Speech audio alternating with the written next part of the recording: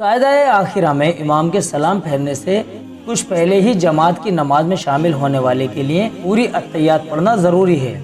اگر امام قاعدہ آخرہ میں ہو اور اسی وقت جماعت میں شریک ہو کر قاعدہ آخرہ میں اتحیات کے لیے بیٹھ جائے اور اس کے بیٹھتے ہی امام جماعت کی نماز پوری کرنے کے لیے سلام پھیر دیں تو یہ بعد میں شریک ہونے والا شخص فوراً اپنی چھوٹی ہوئی نماز کو پورا کرنے کے لیے کھڑا نہ ہو، بلکہ امام کے سلام پھیرنے کے بعد اس شخص کے لیے واجب یہ ہے کہ پہلے اپنی اتحیات پوری کرے، یعنی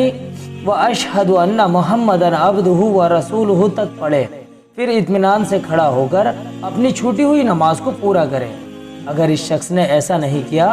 بلکہ امام کے سلام پھیرتے ہی فوراً اپنی نماز پوری کرنے کے لیے کھڑا ہو گیا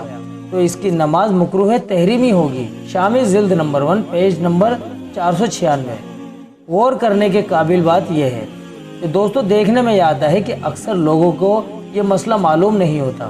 جس کی وجہ سے وہ امام کے سلام پھیرتے ہی اتحیات پڑھے بغیر فوراً ہی اپنی نماز کو پوری کرنے کے لیے کھڑے ہو جاتے ہیں۔ آپ ان سب لوگوں تک اس مسئلے کو ضرور پہنچائیں تاکہ ان کی نماز مکروہ تحریمی کے ساتھ ادا ہونے سے بچ جائے اور ان کی نماز کے ثواب میں کمی نہ آئے۔